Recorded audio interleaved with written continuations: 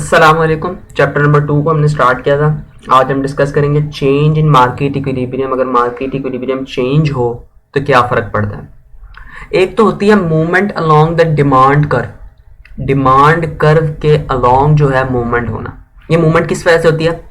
Price की वजह से होती है। इसमें क्या होता है कि आप जो है एक पॉइंट से दूसरे पॉइंट में एक ही कर्व के अंदर मूव करते हैं। अगर मैं जो उसको डायग्राम से रिप्रेजेंट करूं तो आपको बड़े अच्छे तरीके से जो है समझ आ जाएगा। तो डिमांड की डायग्राम कैसे बनती है वो हम कंप्लीट डिटेल में देख कर आए हैं। उसका जो शेड्यूल है, उसका जो टेबल है, स्केजुअल है, वो भी जो हम डिस्कस करके आए हैं। तो उसे दोबारा डिस्कस करने की आई थिंक सो कि ज़रूरत नहीं है। तो ये हमारे सामने जो है कह लें आप एक डिमांड कर्व बन गया जो मैंने बना दिया। यहाँ पे होता क्या है, movement along the demand curve में क्या होता है कि जैसे आपकी प्राइस इंक्रीज करेगी, यहाँ पे हम प्राइस ली होती है हमने, यहाँ पे हमने क्वांटिटी ली होती है, तो प्राइस की वजह से जो है इंक्रीज आ रहा होता है। पहले ये देखें यहाँ पे प्राइस थी, ये इंक्रीज आ गया, फिर प्राइस जो है वो यहाँ पे आ गई तो ये इंक्रीज आ गया। तो ये क्या शो कर रहा है कि प्राइस की वजह से इंक्रीज आ रहा है। फिर यहाँ पे आपकी जो है प्राइस आई, फिर यहाँ पे जो है ये हो गया। ये एक पॉइंट जो है अगर हम यहाँ से स्टार्ट हुए हैं, ये ए पॉइंट है, लेट्स सपोज हमारा ये बी है, ये सी है, तो ए बी सी आप देखें हम एक ही कर्व के दरमियान में ये पॉइंट जो है वो मूव कर रहे हैं। तो इसका क्या मतलब है? It's means movement from one points to another points on the same demand curve. एक ही डिमांड कर्व के ऊपर जो है मूवमेंट होती है। और ये मूवमेंट किसकी वजह से होती है? ये मूवमेंट होती है प्राइस की वजह से। क्यों? क्योंकि यहाँ पे प्राइस चेंज हो रही है, यहाँ से प्राइस इंक्रीज हो रही है, यहाँ पे प्राइस इंक्रीज हो रही है। आप देखें तो प्राइस के चेंज होने की वजह से मूवमेंट हो रही है। तो ये कौन सी मूवमेंट होगी? ये movement along the demand curve होगी। इसे जो है हम लोग क्वांटिटी डिमांड भी कहते हैं। आपसे जो है वो पूछ लेगा, काफी जो है पास पेपर के सवालों में अगर आप देखेंगे उसे 2 नंबर का ये क्वेश्चन जो है वो पूछा हुआ है। क्या पूछा हुआ है कि movement along the demand curve और shift in the demand curve में डिफरेंस बताएं, या कह देता है कि आपको क्वांटिटी डिमांड में और चेंज इन डिमांड में डिफरेंस बताएं। तो movement along the demand curve आपकी क्या कहलाती है? क्वांटिटी डिमांड कर्व आपकी कहलाती है। अब हम लोग डिस्कस कर लेते हैं shift in the demand curve. कि डिमांड कर्व जो होती है वो शिफ्ट हो जाती है, एक जगह से दूसरी जगह पे चली जाती है, एक न्यू डिमांड कर्व आपके पास आ जाती है। वो कैसे आती है? हम उसी तरह जो है अपनी डिमांड कर्व जो है वो ड्रॉ कर लेंगे। एक्स एक्सिस और वाई एक्सिस ड्रॉ कर लेंगे। एक्स एक्सिस पे जो हमने लेना होगा वो ले लेंगे, वाई एक्सिस पे हमने जो प्राइस लेनी है वो ले लेंगे। और इसको जो है हम लोग यहाँ पर जो है वो ड्रॉ करके जो है वो देख लेते हैं ताकि हम लोग जो कंसेप्ट है वो क्लियर हो जाए। यहाँ पे क्या होता है, यहाँ पे जो आपकी डिमांड है, ये हमारी पास डिमांड है जिसे हम लोग डी कह लेते हैं। ये डिमांड शिफ्ट कर जाती है और शिफ्ट करने के नतीजे में क्या होता है, आपके पास एक नई डिमांड या तो इसके ऊपर या इसके नीचे जो है वो क्रिएट हो जाती है। एक नई डिमांड जो है वो आ जाती है।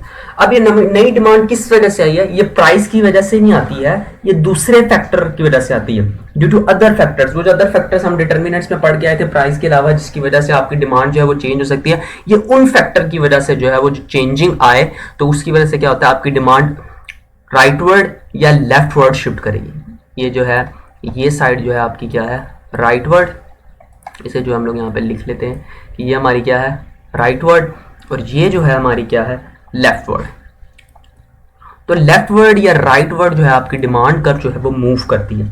अगर तो आपकी डिमांड कर्व राइटवर्ड मूव की तो इसका क्या मतलब है, इंक्रीज हो रहा है डिमांड में। और अगर लेफ्टवर्ड मूव कर रही है तो इसका मतलब क्या है, डिमांड में डिक्रीज हो रहा है। तो अब इसके अंदर होता क्या है, it's mean that a shift of the entire demand curve, new demand curve is created, due to which new demand curve is created, जिसकी वजह से जो है न्यू डिमांड कर्व जो है वो क्रिएट होती है। और किसकी वजह से होता है, change in demand curve is due to change in non price determinant, यानी कि non factor of price. Factor of price की वजह के अलावा जो होती है due to other factor of production या ड्यू टू अदर फैक्टर्स जो होते हैं जो हमने डिस्कस किए थे, उसकी वजह से जो है इसके अंदर आपकी शिफ्ट आता है। तो शिफ्ट में क्या होता है, एक नई डिमांड कर्व आपके पास आ जाती है। और मूवमेंट में क्या होता है, वहीं पर मूवमेंट जो होती है वो साथ साथ होती है। इसको हम लोग क्या कह सकते हैं, इसको हम चेंज इन डिमांड भी कह सकते हैं। ये आपकी क्या कहलाएगी, ये आपकी चेंज इन डिमांड भी कराएगी। और आपकी movement along the demand curve क्या कराएगी, क्वांटिटी डिमांड कर्व। ये लफ्ज आपने लाजमी याद रखना है, क्वांटिटी डिमांड कर्व। और आपने जो है शिफ्ट इन डिमांड कर्व के लिए चेंज इन डिमांड कर्व याद रखना है, क्योंकि ये दूसरे नाम से भी पूछ सकता है इसके, यानी कि चेंज इन डिमांड कर्व में डिफरेंस बताएं और क्वांटिटी डिमांड में डिफरेंस बताएं। या आपसे पूछ लेगा शिफ्ट और movement along the demand curve में जो है वो डिफरेंस बताएं। तो आपको जो है वो डायग्राम की मदद से जो है समझ आ गया। इस तरह आपसे ये भी पूछ सकता है movement along the supply curve, तो movement along the supply curve किसकी वजह से होगी, उसी तरह जो है वो प्राइस की वजह से होगी। उसी तरह आपने जो है जैसे हमने डिमांड की बनाई, इस तरह आपने जो है इसकी डायग्राम बना लेनी है। ये आपके सामने जो है वो सप्लाई बन गई। यहाँ पर भी जो है प्राइस की वजह से जो है इसके अंदर शिफ्ट होता है, यानी कि यहाँ पे आपकी प्राइस ये थी, फिर ये हो गई, फिर जैसी प्राइस इंक्रीज हुई यहाँ पे गई, यहाँ पे आ गई। तो यहाँ पे जो डिफरेंस होता है वो प्राइस की वजह से होता है। इसका मतलब क्या, it's mean that the movement from one point two another point on the same demand curve के ऊपर जो है वो आपकी मूवमेंट होती है। तो आपसे ये भी पूछ सकता है कि आप जो है डिफरेंस बताएं movement along the supply curve और shift in the supply curve. अब सेम कॉन्सेप्ट अप्लाई होगा difference between the change in quantity supply में और चेंज इन सप्लाई के अंदर। तो क्वांटिटी सप्लाइड पूछ ले या चेंज इन क्वांटिटी सप्लाइड पूछ ले, जो कि उसने स्प्रिंग 2016 के अंदर क्वेश्चन पूछा हुआ भी है कि what do you understand by the change in quantity supplied और चेंज इन सप्लाई। तो इसके लिए सेम ही चीज अप्लाई होगी, सेम ही कॉन्सेप्ट जो है वो आपका अप्लाई होगा। अब शिफ्ट इन डिमांड्स कर, द डिमांड नहीं द सप्लाई आना है, इसको आप जो है सप्लाई कर लें। शिफ्ट इन सप्लाई कर्व को अब डिस्कस कर लेते हैं कि सप्लाई कर्व में शिफ्ट किस वजह से होता है। तो शिफ्ट वही दूसरे फैक्टर की वजह से होता है, प्राइस के अलावा जो दूसरे फैक्टर उनकी वजह से होता है।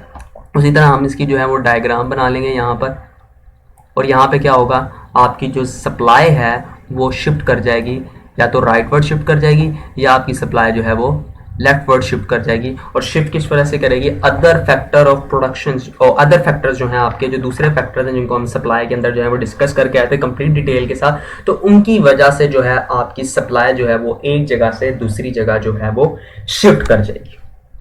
तो अब नेक्स्ट वीडियो में हम क्या करेंगे, नेक्स्ट वीडियो में मैं आपसे जो है कुछ क्वेश्चन कहूँगा, फिर आप उसे सॉल्व करके परफॉर्म करके फिर जो है आप वहाँ पे वीडियो पॉज कर लेना, फिर आप वो क्वेश्चन सॉल्व करके फिर आप जो है उसे टैली कर लेना, जो ग्राफ मैं जो हूँ नेक्स्ट वीडियो के अंदर बनाऊंगा। क्योंकि नेक्स्ट वीडियो में हमने देखना है कि राइटवर्ड शिफ्ट होगा किन वजह से होता है, लेफ्टवर्ड किस वजह से शिफ्ट होता है, उसको जो है कंप्लीट डिटेल के साथ डिस्कस करेंगे। और आप खुद जो है वो डायग्राम बनाने की कोशिश करें।